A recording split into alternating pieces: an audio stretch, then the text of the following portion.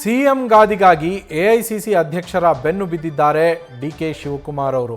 ದೆಹಲಿಯಲ್ಲೇ ಬೀಡು ಬಿಟ್ಟಿದ್ದಾರೆ. ಖರ್ಗೆ ಅವರ ಹಿಂದೆ ಬಿದ್ದಿದ್ದಾರೆ ಡಿಸಿಎಂ ಡಿಕೆ ಶಿವಕುಮಾರ್. ರಾಹುಲ್ ಗಾಂಧಿ ಅವರ ಜೊತೆಯಲ್ಲಿ 1-to-1 ಚರ್ಚೆಗೆ ಪ್ರಯತ್ನವನ್ನ ಮಾಡಿದ್ರು, ಆದರೆ ಅದು ಸಾಧ್ಯ ಆಗಿರಲಿಲ್ಲ. ರಾಹುಲ್ ಜೊತೆ ಚರ್ಚೆಗೆ ಸಮಯ ಅವಕಾಶ ಸಿಗದೇ ಇರುವ ಹಿನ್ನೆಲೆಯಲ್ಲಿ ಮಲ್ಲಿಕಾರ್ಜುನ ಖರ್ಗೆ ಅವರ ಬೆನ್ನು ಬಿದ್ದಿದ್ದಾರೆ ಡಿಕೆ ಶಿವಕುಮಾರ್. 2 ದಿನಗಳಿಂದ ಖರ್ಗೆ ಅವರ ನಿವಾಸಕ್ಕೆ ನಿರಂತರವಾಗಿ ಡಿಕೆಶಿ ಭೇಟಿಯನ್ನ ಕೊಡ್ತಾ ಇರುವಂಥದ್ದು.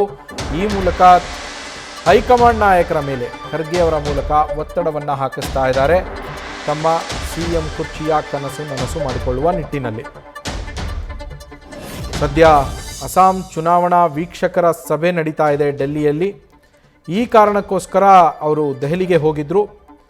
ಅಸ್ಸಾಂನ ವೀಕ್ಷಕರಾಗಿ ಡಿಕೆ ಶಿವಕುಮಾರ್ ಅವರನ್ನು ಕೂಡ ನೇಮಕ ಮಾಡಲಾಗಿದೆ. ಇನ್ನು ಕೆಲವೇ ತಿಂಗಳುಗಳಲ್ಲಿ ನಡೆಯಲಿರುವಂತಹ ಚುನಾವಣೆ ಅಸ್ಸಾಂ ವಿಧಾನಸಭೆಗೆ.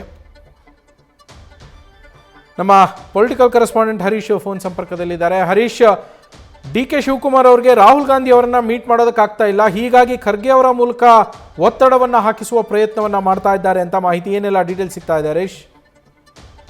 ನವೀನ್, ಬಹಳ ಮುಖ್ಯವಾಗಿರುವಂತದ್ದು ಸಿಎಂ ಗಾದಿ ಮೇಲೆ ಕಣ್ಣನ್ನಿಟ್ಟಿರುವಂತಹ ಡಿಸಿಎಂ ಡಿಕೆ ಶಿವಕುಮಾರ್ ಅವರು ಶತಾಯಗತಾಯ ಕೂಡ ಹೈಕಮಾಂಡ್ ನಾಯಕರನ್ನ ಭೇಟಿ ಮಾಡಿ ಪಟ್ಟವನ್ನ ಗಿಟ್ಟಿಸಿಕೊಳ್ಬೇಕು ಅನ್ನುವಂತ ಲೆಕ್ಕಾಚಾರದಲ್ಲಿ ದೆಹಲಿಯಲ್ಲಿ ವಾಸ್ತವ್ಯ ಹೂಡಿದ್ದಾರೆ. ನಿನ್ನೆ ಕೂಡ ಅಸ್ಸಾಂ ಚುನಾವಣಾ ವೀಕ್ಷಕರ ಸಭೆಯಲ್ಲಿ ಕೂಡ ರಾಹುಲ್ ಗಾಂಧಿ ಅವರ ಜೊತೆ ಮುಖಾಮುಖಿ ಆಗಿದ್ದಾರೆ. ಆದ್ರೆ 1-to-1 ಚರ್ಚೆಗೆ ಅವಕಾಶ ಸಿಗದೇ ಇರುವಂತ ಕಾರಣಕ್ಕಾಗಿ ಮತ್ತೆ ದೆಹಲಿಯಲ್ಲಿ ವಾಸ್ತವ್ಯ ಹೂಡಿ ನಿರಂತರ ಪ್ರಯತ್ನವನ್ನ ಕೂಡ ಮಾಡ್ತಾ ಇದ್ದಾರೆ. ಸೊ ಬಹಳ ಮುಖ್ಯವಾಗಿರುವಂತದ್ದು ಎಐಸಿಸಿ ಅಧ್ಯಕ್ಷ ಮಲ್ಲಿಕಾರ್ಜುನ ಖರ್ಗೆ ಅವರ ಬೆನ್ನು ಬಿದ್ದಿರುವಂತಹ ಡಿಸಿಎಂ ಡಿಕೆ ಶಿವಕುಮಾರ್ ಅವರು ಆ ನಿಟ್ಟಿನಲ್ಲಿ ರಾಹುಲ್ ಗಾಂಧಿ ಅವರ ಭೇಟಿಗೆ ಅವಕಾಶ ಕೊಡಬೇಕು ಅನ್ನುವಂತ ಬೇಡಿಕೆಯನ್ನು ಕೂಡ ಈಗ ಇಟ್ಟಿದ್ದಾರೆ ಅಂತ ಹೇಳಲಾಗ್ತಿದೆ. ಸೊ ಮೊನ್ನೆ ಅಷ್ಟೇ ಮೈಸೂರಿಗೆ ವಿಮಾನ ನಿಲ್ದಾಣದಲ್ಲಿ ಮುಖಾಮುಖಿಯಾಗಿದ್ದಂತಹ ಡಿಸಿಎಂ ಡಿಕೆ ಶಿವಕುಮಾರ್ ಅವರು ನಿನ್ನೆ ಮುಖಾಮುಖಿ ಆದ್ರೂ ಕೂಡ 1-to-1 ಚರ್ಚೆಗೆ ಅವಕಾಶ ಸಿಗದೇ ಇರುವಂತಹ ಕಾರಣಕ್ಕಾಗಿ ಎಐಸಿಸಿ ಅಧ್ಯಕ್ಷ ಮಲ್ಲಿಕಾರ್ಜುನ ಖರ್ಗೆ ಅವರ ಮೂಲಕ ಒತ್ತಡ ಹಾಕುವಂತ ಒಂದು ಪ್ರಯತ್ನ ಆಗ್ತಿದೆ ಅಂತ ಗೊತ್ತಾಗ್ತಿದೆ. ಮಗದೊಂದ್ ಕಡೆ ಸೋನಿಯಾ ಗಾಂಧಿ ಅವರ ಅನಾರೋಗ್ಯದ ಕಾರಣಕ್ಕಾಗಿ ಅವರ ಭೇಟಿಗೆ ಅವಕಾಶ ಇನ್ನೂ ಸಿಕ್ಕಿಲ್ಲ ಅನ್ನುವಂತ ಮಾಹಿತಿ ಲಭ್ಯವಾಗಿದೆ. ಹಾಗಾಗಿ ರಾಹುಲ್ ಗಾಂಧಿ ಅವರ ಜೊತೆ 1-to-1 ಚರ್ಚೆಗಾಗಿ ಕೂಡ ದೆಹಲಿಯಲ್ಲಿ ವಾಸ್ತವ್ಯ ಹೂಡಿರುವಂತಹ ಡಿಸಿಎಂ ಡಿಕೆ ಶಿವಕುಮಾರ್ ಅವರು ಮತ್ತೆ ಇಂದು ಕೂಡ ಪ್ರಯತ್ನವನ್ನ ಮುಂದುವರಿಸ್ತಾರೆ ಅಂತ ಹೇಳಲಾಗ್ತಿದೆ.